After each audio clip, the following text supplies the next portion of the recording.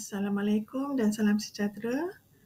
Hari ini saya akan sampaikan tajuk grafik di bawah bidang produksi media pembelajaran.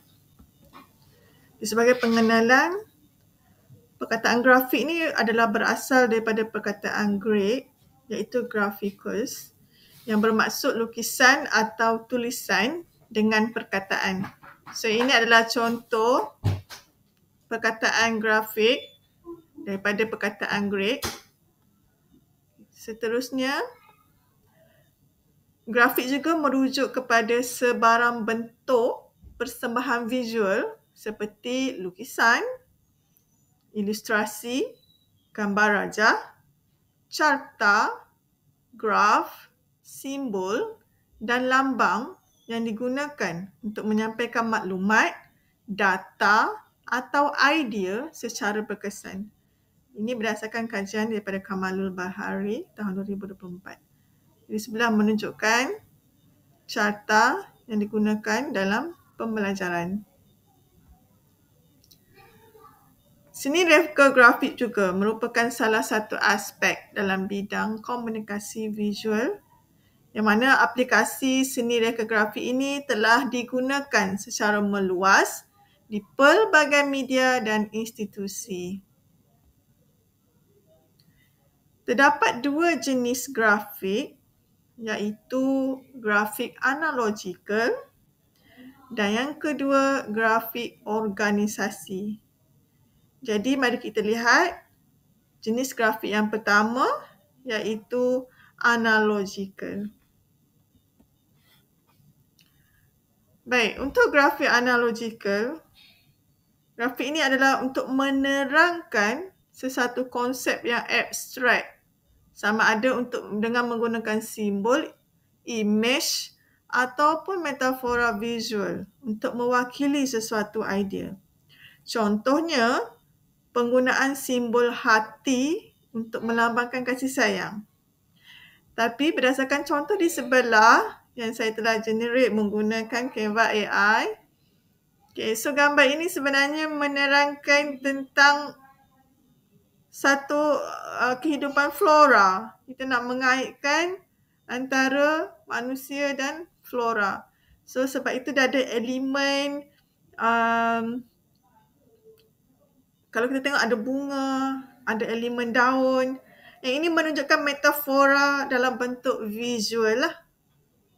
Okay, seterusnya, grafik organisasi yang ini kita banyak gunakan dalam pekerjaan lah.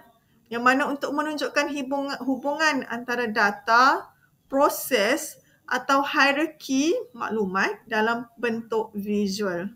Contohnya, kita ada carta alih, peta minda, carta pie, graf bar dan juga peta konsep. So di sebelah adalah contoh carta alih. Okay, kita akan berkenalan dengan elemen grafik yang mana dalam elemen grafik ni kita ada 7 kategori. So, bila kita membina sesuatu bahan menggunakan grafik, kita mesti menggunakan elemen tersebut lah. Okay, walaupun salah satu elemen ini digunakan, dia wajib ada dalam pembinaan grafik. Kita pergi kepada elemen grafik yang pertama, iaitu ruang yang mana merujuk kepada kawasan positif dan negatif dalam reka bentuk. Ruang positif ialah satu bahagian yang digunakan, manakala ruang negatif ialah bahagian kosong yang membantu menonjolkan subjek utama. Contohnya gambar yang di sebelah, kita ada gambar, sebenarnya ini adalah gambar orang. Okay, kita nampak gambar orang di sini, di tengah. Dan kita ada ruang negatif dekat sebelah kiri dan kanan. So, gambar yang menonjol adalah gambar orang tersebut yang mana menunjukkan ruang positif. Yang kedua, garis yang mana unsur paling asas dalam bentuk pembinaan grafik. Ini digunakan untuk mengarahkan pandangan, mewujudkan bentuk, struktur dan pergerakan. Contohnya garisan yang telah kita bina dalam lukisan di sebelah. Seterusnya yang ketiga adalah elemen bentuk yang mana terdiri daripada bentuk geometri, organik ataupun abstrak. Ini mewujudkan kesan visual dan simbolik tertentu. Contohnya bulat bersamaan dengan harmoni. Segitiga menunjukkan kestabilan. Contohnya bila kita membina contoh lukisan di sebelah, saya menggunakan elemen bentuk segitiga. Kalau kita perasan ada wujudnya elemen bentuk segitiga yang menunjukkan kestabilan di mana gambar orang ni berada di tengah-tengah. Seterusnya adalah elemen warna yang memberikan emosi, suasana dan daya tarikan visual. Di mana warna juga membantu mencipta kontras dan tumpuan pada maklumat utama. So dekat sini kita ada warna biru dan warna oranye kekuningan. Ini ada maksud yang tersendirilah kenapa gambar ini diwarnakan dengan warna yang berbeza. Yang kelima adalah tekstur yang mana untuk memberikan kesan sentuhan visual yang boleh kelihatan kasar, licin, lembut ataupun keras.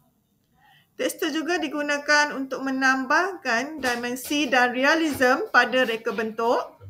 Yang keenam, tipografi yang melambangkan pemilihan dan susunan huruf dalam reka bentuk grafik. Contoh dalam gambar ini saya tak masukkan tipografi, tetapi yang ini kita boleh pilih yang bersesuaian dengan tema yang kita nak gunakan untuk grafik. Seterusnya yang mempengaruhi keterbacaan, gaya dan nada mesej yang ingin disampaikan. Contohnya, kalau kita menggunakan elemen huruf yang formal, maksudnya gaya bacaan kita adalah dalam bentuk formal. Tetapi kalau huruf yang kita gunakan adalah dalam bentuk funny, so gaya bacaan kita adalah berbeza. Yang terakhir, kita menggunakan bentuk 3D untuk menggabungkan panjang, lebar dan tinggi bagi menghasilkan kesan kedalaman, depth dan realistik pada visual. Contohnya, dekat sini kita nampak gambar manusia ini berbentuk 3D, dia timbul. Berbanding dengan latar di belakang, kalau nampak di sini ada gambar pokok dekat belakang, so pokok ni kita tenggelamkan, kita nak timbulkan gambar orang. Yang seterusnya kita ada prinsip grafik. Saya bahagikan kepada 7 kategori. Yang pertama adalah kejelasan, yang mana grafik ni mesti mudah difahami. Maklumat yang kompleks perlu disusun supaya penonton dapat menangkap maksud dengan cepat. Contohnya kita ada carta palang yang mana menunjukkan perbandingan bilangan pelajar dengan warna berbeza untuk setiap kategori ini. Contoh dekat bawah lah ada bentuk carta palang. Yang kedua adalah kesederhanaan untuk mengelakkan elemen yang tidak perlu atau terlalu banyak warna, ikon ataupun teks. Prinsip ini membantu mengurangkan kekeliruan dan menekankan maklumat penting. Elemen grafik yang ketiga adalah konsistensi, yang mana kita menggunakan gaya, font dan warna yang sama sepanjang grafik. Contohnya dalam gambar yang saya gunakan ini, kita ada warna, kita menekankan warna biru, warna merah dan juga warna orange. Konsistensi memudahkan penonton mengikuti aliran maklumat. Contohnya kalau latar kita ni warna putih dalam gambar ni, gambar kita warna putih, so seterusnya pun sama, kita akan menggunakan latar yang berwarna putih. Elemen yang keempat adalah keseimbangan, yang mana kita perlu menyusun elemen grafik ni seimbang antara teks, image dan ruang kosong, white space, supaya tidak terlalu padat atau terlalu kosong. Ni kalau kita nak design banner contohnya. So kalau banner, pastikan ruang yang diberikan tidak terlalu padat dengan maklumat ataupun gambar, masukkan gambar yang bersesuaian untuk menunjukkan keseimbangan. Seterusnya adalah fokus, yang mana maklumat penting tu perlu diperjelaskan. Contohnya program hari kanak-kanak. Jadi word yang kita gunakan itu adalah menepati dengan ukuran, warna ataupun jenis tulisan yang sesuai. Okay, contoh yang lain adalah data utama dalam carta menggunakan warna yang lebih terang daripada data tambahan. Okay, yang keenam adalah kebolehbacaan, yang mana teks, angka dan simbol mesti cukup jelas dan mudah dibaca. Menggunakan tulisan yang bersesuaian lah. Kita jangan menggunakan tulisan yang tidak dapat difahami oleh pembaca menggunakan grafik yang telah kita bina tadi. Pastikan saiz font sesuai, kontras warna yang baik dan simbol itu mudah difahami. Contohnya kalau kita nak menggunakan simbol alamat, so pastikan kita menggunakan ikon yang bersesuaian yang menunjukkan itu adalah alamat program yang akan berjalan nanti. Yang terakhir adalah kesepadanan, yang mana elemen grafik ini mestilah mewakili nilai sebenar secara tepat.